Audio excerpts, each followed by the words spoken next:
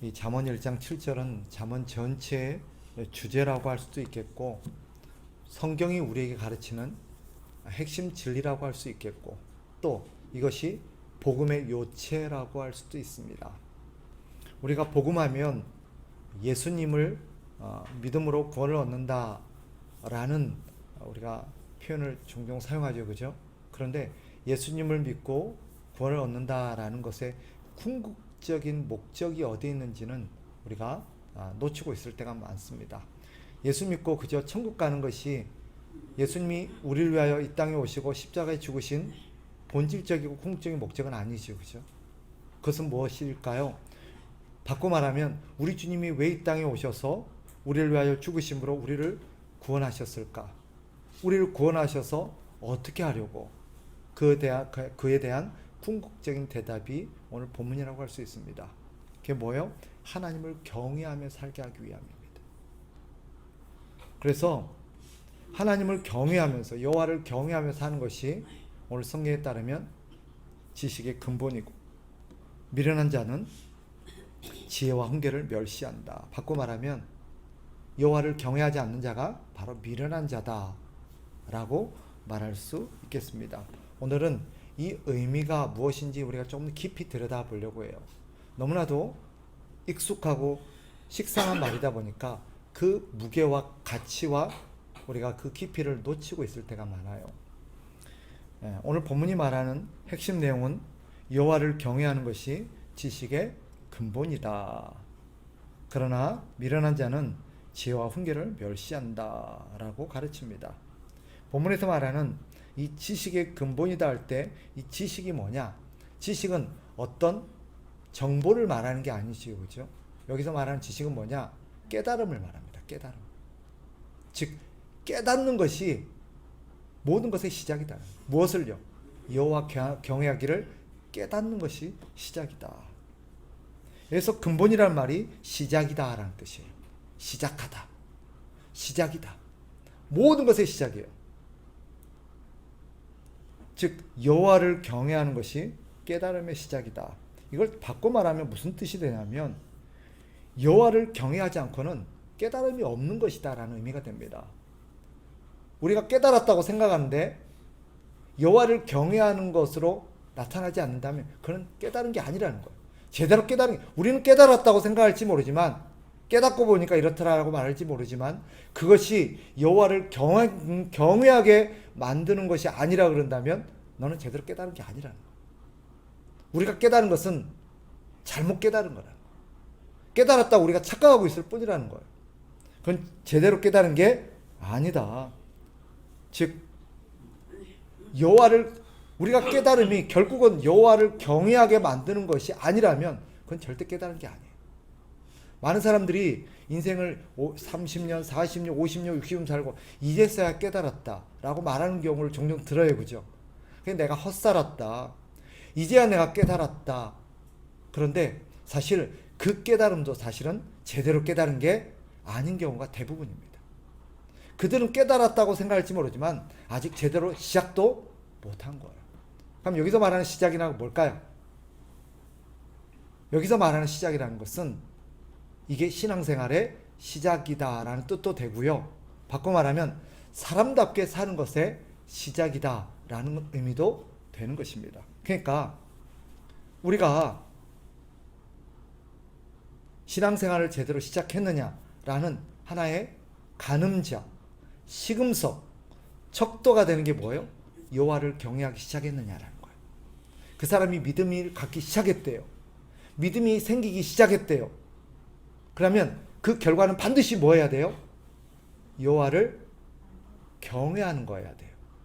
근데 그 사람이 믿음을 갖기 시작했다 그러는데 그 믿음이 여호와를 경외하는 것으로 나타나지 않는다? 그들은 제대로 믿기 시작한 걸까요? 아니라는 거예요. 깨닫기 시작한 걸까요? 아니에요. 가끔 저를 찾아와서 목사님 이제 깨달았습니다. 이제야 제가 제대로 믿기 시작한 것 같습니다. 근데 속으로는 글쎄요, 그럴까? 왜죠? 그 깨달음이, 그의 깨달은 삶이 여호와를 경외하는 것으로 나타나는 것을 봐야 비로소 깨닫기 시작했구나 하는 것을 알 수 있는 것입니다. 자, 그래서 이런 결론에 이를 수 있습니다. 세상의 모든 깨달음의 시작은 하나님이라는 거예요. 하나님을 전제로 하지 않는 깨달음은 깨달은 것이 아니다. 우리는 아직 그것을 모르고 있는 것이다 라는 결론에 이르게 됩니다. 왜일까요? 이 세상 모든 것은 누가 만드셨을까요? 하나님이 만드셨기 때문에 하나님을 전제로 하지 않고는 그 어떤 것도 제대로 깨달은 게 아닌 것과 같은 이치입니다. 우리나라에 유명한 산문 시 중에 님의 침묵이라는 시가 있어요. 아마 학창시절에 배웠을 법합니다. 저도 고등학교 때 배웠는데 이 님의 침묵이라는 시를 우리가 알고 있습니다. 그런데 이 님의 침묵이라는 시를 제대로 이해하고 해석하려면 반드시 전제 조건이 있습니다. 뭐냐? 만해 한용운이라는 사람을 알아야 돼요. 그 사람을 모르고는 절대 그 시를 깨달을 수도 바르게 해석할 수도 없습니다. 왜요? 그 시를 지은 이가 만해 한용운이기 때문에. 그 사람을 모르고는 그 사람이 도대체 이 시를 왜 지었고 이 시를 지은 이유가 무엇이며 이 시에 어떤 의도로 지었는지를 해석을 안 돼요. 마찬가지입니다. 하나님을 모르고는 이 세상 어떤 것도 바르게 이해하기 어렵습니다. 해석하기도 불가능합니다. 다르게 표현하면 이 세상에 존재하는 모든 물건들, 사건들, 현상들, 또 우리 주변에 일어나고 있는 모든 법칙들, 이 모든 것들을 제대로 이해하려고 하면 하나님을 알아야 합니다. 그리고 이것을 제대로 깨닫게 되면 그 깨달음은 어떤 결과로 나타난다고요? 여호와를 경외하게 된다는 거예요. 이게 성경이 가르치는 오늘 본문의 의미입니다. 모든 것의 시작은 하나님을 아는 것이요 하나님을 경외하는 것입니다. 하나님을 경외하기 시작한 사람, 하나님을 경외하게 된 사람, 그 사람이 누구냐? 그 사람이 진짜 깨달음을 가진 사람이요 깨닫기 시작한 사람이다. 그런데 이런 깨달음을 가진 사람은 세상에 오직 그리스도인밖에 없습니다. 그리스도인이 아니고서는 아무리 공부를 많이 하고 아무리 나이를 많이 먹고 아무리 그 사람이 머리가 좋아도 깨달음이 없는 사람입니다. 그런 사람을 성경은 뭐라고 말하냐? 오늘 본문에 보면 미련한 사람이라고 말해요. 그럼 하나님을 경외한다는 게 뭐냐? 깨달은 사람은 세상의 이치를 깨닫고 세상의 현상을 깨닫고 사건을 깨닫고 세상의 모든 물건들의 어떤 본질을 깨닫게 되면 결국 하나님을 경외하게 된다는 건데, 하나님을 경외한다는 게 뭐냐? 이것은 이런 의미입니다. 하나님을 두려워하는 것입니다. 하나님을 두려워한다는 것은 두 가지 의미를 내포하고 있어요. 이 경외한다는 말은 풀어보면 하나는 하나님을 존경한다는 뜻이 있습니다. 하나님을 존경하게 돼요. 또 하나는 하나님을 무서워하게 됩니다. 이 두 가지를 합해서 하나님을 경외한다라고 말합니다. 그럼 왜 하나님을 존경하게 되는가? 하나님이 이 세상을 창조하시고 이 세상을 다스리고 계시고 이 세상을 운영하고 계신다는 것을 다 깨닫게 되니까 그 하나님이 너무 위대하고 너무 존경스러워 보이는 것입니다. 하나님의 그 무한한 지혜와 능력 때문에 하나님을 존경하지 않을 수가, 하나님을 경외하지 않을 수가 없는 거예요. 그럼에도 불구하고 하나님을 경외하지 않는다? 이 사람은 아직까지 제대로 깨달은 사람이 아니라고 할 수 있습니다. 그래서 이 하나님을 존경하게 되는 것은요, 하나님과 세상의 이치를 깨달은 피조물의 자연스러운 반응입니다. 어떤 사람이 하나님을 경외하기 시작했다. 그 사람은 하나님이 어떤 분인지를 알게 된 거예요. 그러니까 하나님을 경외할 수밖에 없는 거예요. 또 하나님을 경외한다는 의미에는 무엇이 담겨 있다고요? 하나님을 두려워한다는 거예요. 하나님을 딱 알게 된 사람은 하나님을 무서워하기 시작합니다. 왜죠? 하나님이 죄를 미워하시고 죄에 대해서는 반드시 심판하시는 거룩하신 분이라는 것을 깨닫게 되었기 때문입니다. 하나님이 얼마나 거룩하신 분인지 깨닫게 되는 순간 갑자기 하나님을 무서워하기 시작합니다. 그래서 그 사람이 진짜 예수님을 믿은 사람인지 그 사람이 진짜 거듭난 사람인지를 가늠할 수 있는 두 가지 시금석, 척도가 있습니다. 하나는 그 사람이 하나님을 경외하게 됐는가, 하나님을 존경하게 됐는가, 하나님의 위대하심을 알게 되었는가. 또 한 가지는 뭐예요? 하나님을 무서워하는가요? 하나님을 무서워하는 그리스도인에게 나타나는 특징은 뭐예요? 죄짓기를 무서워한다는 것입니다. 그래서 죄를 못 짓는 거예요. 왜? 하나님이 두렵거든요. 하나님이 너무 거룩하셔서 죄짓는 죄인에 대해서 반드시 심판한다는 걸 깨닫고 보니까 하나님을 두려워하게 되는 것입니다. 그래서 깨닫게 된 자는 하나님을 경외하게 된다. 내가 제대로 된 믿음이 있는지, 내가 신앙생활을 제대로 시작한 사람인지를 알 수 있는 게 뭐예요? 내가 하나님을 경외하고 있는가를 보시면 됩니다. 하나님을 진짜 존경하는가? 존경한다는 표현은 사실 조금 부족하죠, 그죠? 하나님 앞에 하나님의 그 위대하심과 하나님의 그 무한하심에 매료된다라 그럴까요? 하나님을 우러러 보지 않을 수가 없어요. 이런 하나님을 존경하는 자에게 나타나는 또 하나의 특징이 있습니다. 그게 뭘까요? 하나님을 찬양하는 것입니다. 하나님을 찬양해요. 그리고 하나님께 영광을 돌립니다. 이게 하나님을 존경하는, 하나님께 어떤 경탄하는, 하나님께 매료된 사람의 특징입니다. 하나님을 찬양하지 않을 수가 없는 거예요. 너무 위대하시니까. 하나님을 두려워하는 사람에게 나타나는 특징도 있죠. 어떤 특징일까요? 죄 짓는 것을 굉장히 무서워한다는 거예요. 왜냐하면 사람 뭐 어때? 뭐 사람들 몰라. 괜찮아. 그 정도는 괜찮아. 근데 하나님을 딱 알고 되고 하나님을 딱 제대로 깨닫고 나고 나면 죄 짓기가 무서워져요. 남들이 보고 안 보고가 중요한 게 아닙니다. 하나님이 아신다는 걸 알기 때문에. 하나님이 보고 계시고 하나님이 죄를 지은 것을 절대 간과하지 않으신다는 것을 알게 되니까 두려워지는 거예요. 그래서 선뜻 남이 보든 안 보든 죄 짓기가 주저하게 되는 거예요. 그렇죠, 그렇죠? 그런 거예요. 그런 게 전혀 없다.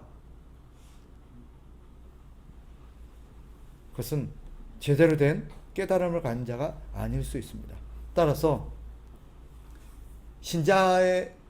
신자됨, 어떤 사람이 진짜 신자냐? 이런 깨달음을 가지고 하나님을 경외하는 사람입니다. 반대로 미련한 사람은 어떤 사람입니까? 이런 하나님에 대해서 가르치는 지혜와 훈계를 멸시하는 자입니다. 여기서 말하는 지혜는 뭘까요? 지혜라는 것은 바른 깨달음을 가지고 하나님께 바른 태도를 취하는 것입니다. 지혜가 뭐라고요? 바른 깨달음, 하나님에 대한 바른 깨달음을 가지고 하나님께 바른 태도를 취하는 것, 이것을 지혜라고 말합니다. 미련한 자에게는 이런 지혜가 없어요. 그러니까 하나님을 바르게 대하지가 않죠. 그럴 필요를 못 느껴요. 훈계는 무엇입니까? 그런 깨달음이 없고 그런 지혜가 없는 자를 가르쳐 주는 거예요. 그걸 훈계라 그래요. 그죠? 누군가에게 하나님을 알려주고 하나님을 존경하고 하나님을 경외하도록 가르치는 그런 행위를 훈계라고 말합니다. 하나님을 깨닫지 못하고 하나님이 어떤 분인지 알지 못하고 그릇되게 행동하는 사람들에게 우리가 깨닫게 해주는 거예요. 깨우쳐 주는 거예요. 가르쳐 주는 거예요. 그것을 훈계라고 합니다. 그러나 미련한 자는 이런 가르침을 멸시합니다.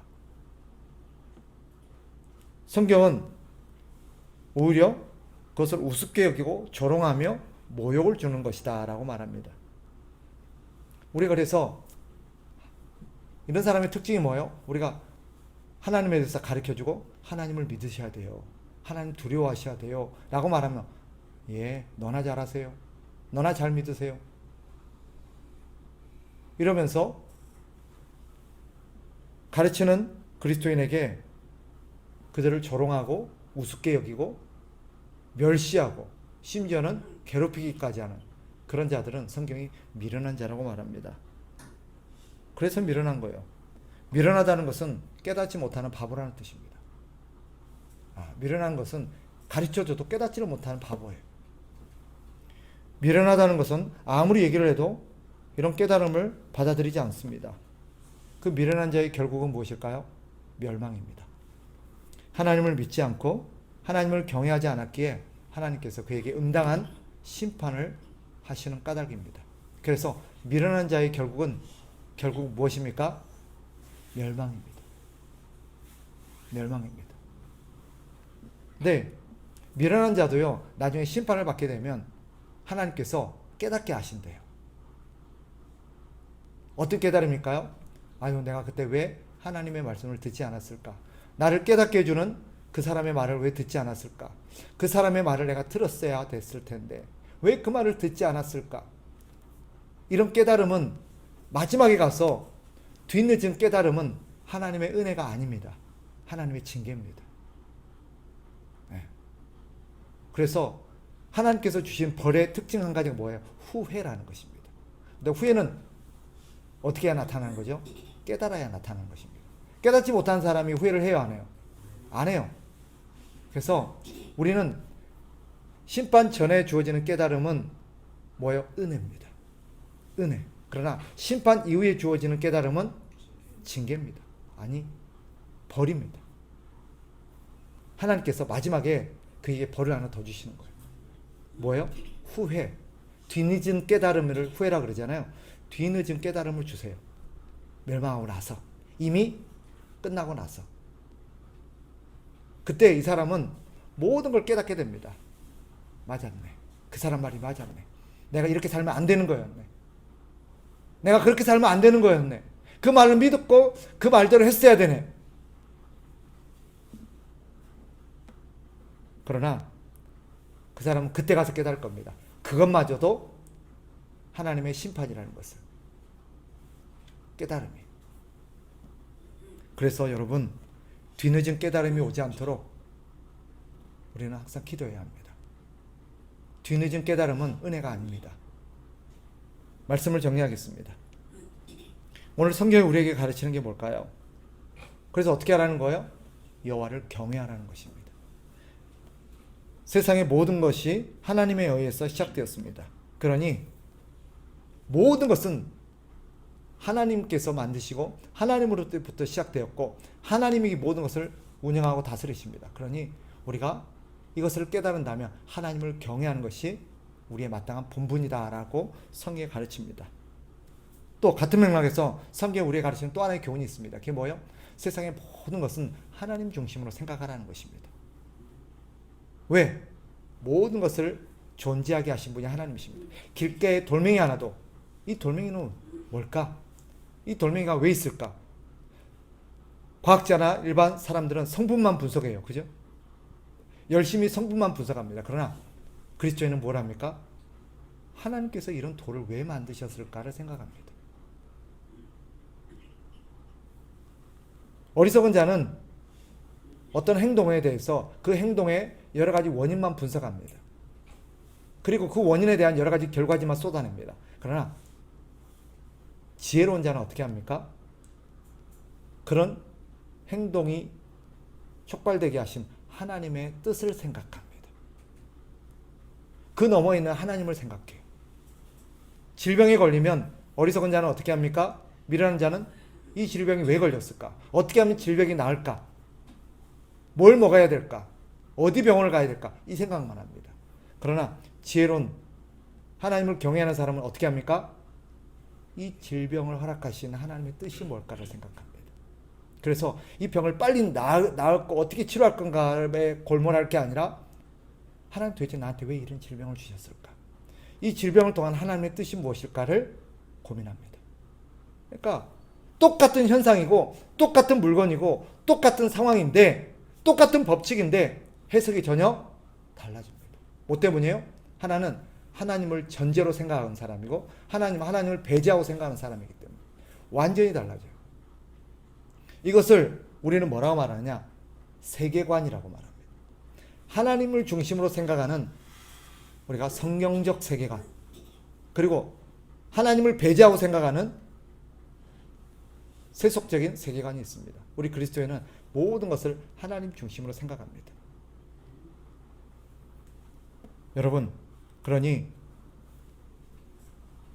시간상 다 설명할 수는 없지만 이 물건이 내가 가져도 되는 건지 좋은 건지 나쁜 건지 우리는 그 성분을 생각할 게 아니라 그것의 가치를 생각할 게 아니라 뭘 생각해야 돼요? 하나님의 뜻을 생각해야 돼요. 사건도 마찬가지입니다. 이 사건을 어떻게 이해할 것인가? 이 사건을 허락하신 하나님의 뜻을 생각할 줄 알아야 돼요. 일도 마찬가지예요. 이 일을 할 것인가 말 것인가? 이 일이 나에게 돈을 얼마나 줄 것인가? 그게 중요한 게 아니라 이 일이 하나님께는 어떤 의미가 있을까? 하나님은 내가 이 일을 하는 것을 어떻게 생각하실까? 그걸 생각할 줄 알아야 됩니다. 이게 그리스도인입니다. 그래서 신자는 하나님을 경외하기 때문에 모든 것을 하나님 중심으로 생각합니다. 그게 하나님을 경외한다는 것의 의미고, 이것이 세상을 사는 바른 지혜입니다. 잠언이 가르치는 게 이거예요. 잠언은 바로 하나님을 경외하기를 가르칩니다. 그래서 잠언의 결론이 뭘까요? 모든 것을 하나님 중심으로 생각하라 하는 것입니다. 그것이 지혜로운 자의 삶의 모습이고 그 사람이 사람답게 사는 사람입니다. 이런 하나님을 경외하는 저와 여러분 되시기를 주의 이름으로 축복합니다.